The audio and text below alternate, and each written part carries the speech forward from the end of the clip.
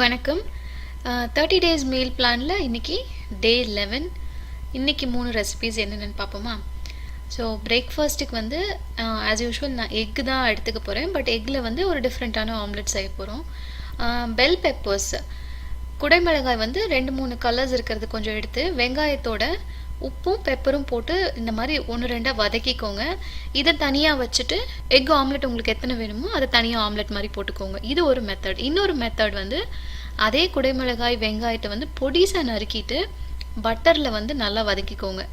தேவைக்கேற்ப salt and pepper சேர்த்து வதக்குனதை தனியாக எடுத்து வச்சுருங்க. 2 முட்டையை நல்லா பீட் பண்ணிவிட்டு ஃபஸ்ட்டு வந்து ஆம்லெட் மாதிரி ஊற்றிக்கோங்க.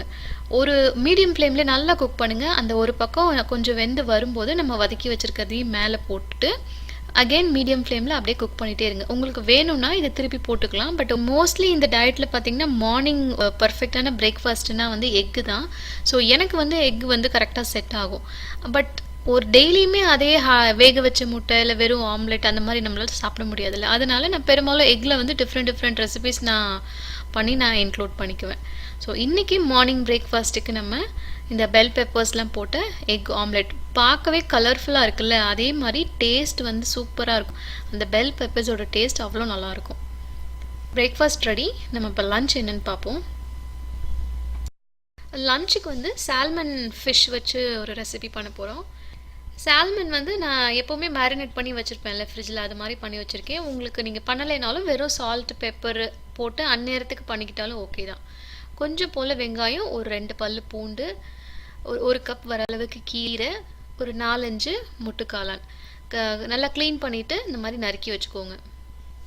ஒரு பேனில் எண்ணெயை சூடாக்கி ஃபஸ்ட்டு பூண்டு வெங்காயம் வந்து வதக்கிடுங்க. அது நல்லா வதங்கினதுக்கப்புறமா நம்ம எடுத்து வச்சுருக்கிற காளானை போட்டு வதக்குங்க. அதுக்கப்புறம் கீரையை போட்டு வதக்குங்க. இதில் வேறு எந்த மசாலாவும் நான் சேர்க்கலை, வெறும் சால்ட்டும் பெப்பரும் மட்டும் சேர்த்துக்கிறேன். உங்களுக்கு வேணும்னா நீங்கள் மிளகாத்தூள் அந்த மாதிரி எதாவது சேர்த்துக்கோங்க. இந்த கீரை இதெல்லாம் வதங்கிட்டு இருக்கட்டும். இந்நேரத்துக்கு நம்ம ஃபிஷ்ஷை வந்து ஃப்ரை பண்ணிக்குவோம். 1 ஸ்பூன் அளவுக்கு உங்களுக்கு பட்டரோ தேங்காய் எண்ணெயோ இல்லைனா கீ, எந்த குட் ஃபேட் வேணுமோ அதை சேர்த்துட்டு 2 பக்கமும் நல்லா கோல்டன் ப்ரௌன் ஆகிற மாதிரி மீனை வறுத்து எடுத்துக்கோங்க. இப்போ இதுக்கு வந்து ஒரு சாஸ் மாதிரி ஒன்று ரெடி பண்ணிக்கலாம். நம்ம மீன் வறுத்தோம்ல, அதே பாத்திரத்துலேயே 1 டேபிள் ஸ்பூன் அளவுக்கு பட்டர் சேர்த்துக்கோங்க. அடுப்பு குறைச்சிக்கோங்க. 1 டேபிள் ஸ்பூன் அளவுக்கு பட்டர் சேர்த்து அதில் ஒரு 1/4 டம்ளர் தண்ணி சேர்த்துக்கிறேன். இந்த பட்டர் நல்லா மெல்ட் ஆகி கொதிக்கும் போது இதுக்கு தேவையான உப்பு, கொஞ்சம் ஹெவி விப்பிங் க்ரீம் ஊற்றிக்கிறேன். இந்த ஹெவி விப்பிங் க்ரீம் வந்து கொதிக்க கொஞ்சம் திக்காகும். இந்த இப்போ இருக்கிற அளவு வந்து கம்மியாகும். இந்த நேரத்தில் உங்களுக்கு இதில் ஏதாவது சீசனிங் ஹர்ப்ஸ் ஏதாவது சேர்க்கணுன்னா சேர்த்துக்கலாம்.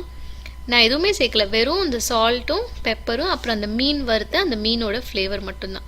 இப்போ இது திக்காகி நல்ல ஒரு சாஸ் மாதிரி வரும்போது நம்ம ஆல்ரெடி குக் பண்ணி வச்சுருக்கிற அந்த வெஜிடபிள்ஸையும் ஃபிஷ்ஷையும் தட்டில் இந்த மாதிரி அரேஞ்ச் பண்ணி வச்சுட்டு அதுக்கு மேலே அந்த சாஸை ஊற்றிடுங்க. அவ்வளோதான். ஒரு ஃபிஷ் ஃப்ரையும் வித் வெஜிடபிள்ஸும் ரெடி ஆகிடுச்சு. அதுவும் ஹோம்மேட் சாஸோட. பயங்கர கலர்ஃபுல்லாக இருக்குல்ல, ஒரு ரெஸ்டாரண்ட்டில் போய் ஒரு சீ ஃபுட் சாப்பிட்ற மாதிரி. டேஸ்ட்டும் வந்து சூப்பராக இருக்கும். அந்த சாஸோட அந்த ஃபிஷ்ஷு சாப்பிட்றதுக்கு ரொம்ப நல்லாயிருக்கும். ட்ரை பண்ணி பாருங்கள். இப்போது நைட்டுக்கு எறா யூஸ் பண்ணி ஒரு ரெசிபி. நம்ம ஆல்ரெடி சிக்கன் ஃபஜிட்டாஸ் பார்த்துருக்கோம். அண்ட் எறாவோட வெங்காயம் குடைமிளகாய் இது எல்லாத்தையும் சேர்த்துட்டு அதுக்கு வேணுங்கிற சீசனிங் எல்லாம் போட்டு ஆலிவ் ஆயில் போட்டு நல்லா மேரினேட் பண்ணி வச்சிடணும். மேரினேட் பண்ணதை வந்து பேன்லேயும் குக் பண்ணலாம், அப்படி இல்லைன்னா அவன்லேயும் வைக்கலாம். ஏன்னா எறா வந்து சீக்கிரம் குக் ஆகிடும். மற்றது எல்லாமே நம்ம பச்சையாகவுமே சாப்பிடலாம், குடைமிளகாய் எல்லாமே. அதனால பேனில் பண்ணுறீங்க அப்படின்னா இதில் ஆல்ரெடி ஆயில் இருக்குல்ல, அப்படியே ஒரு பேனில் போட்டு ஒரு 10 நிமிஷம் நல்லா வதக்கி விட்டிங்கன்னா அந்த எறா குக் ஆகுற வரைக்கும். இல்லை அப்படின்னா அவனில் 10 நிமிஷம் குக் பண்ணோம்னா போதும். குயிக்காக பண்ணக்கூடிய ஒரு ரெசிபி, ஆனால் ஒரு கம்ப்ளீட் டின்னர் இது. ஏன்னா இது நம்ம சர்வ் பண்ணும்போது அது பக்கத்தில் கொஞ்சம் அவகேடோ வச்சுட்டு கொஞ்சம் சவர் க்ரீம் வச்சுட்டு லெட்யூஸ் வச்சுக்கலாம். இது எல்லாம் வச்சு மேலே வந்து கொஞ்சம் லெமனும் பிழிஞ்சு வச்சு அப்படி சர்வ் பண்ணிங்கன்னா ஒரு சூப்பர் மீல் இது. அதுக்கே நம்ம 3 கலர்ஃபுல்லான ரெசிபிஸ் தான் பார்த்துருக்கோம். காலையில் ஒரு egg omelette with bell peppers, மதியானத்துக்கு சால்மன் ஃபிஷ் வந்து கிரில் பண்ணது, அதோட கொஞ்சம் வெஜிடபிள் அண்ட் ஹோம்மேட் சாஸ் போட்டோம். நைட்டுக்கு ஷ்ரிம்ப் ஃபஜிட்டாஸ்.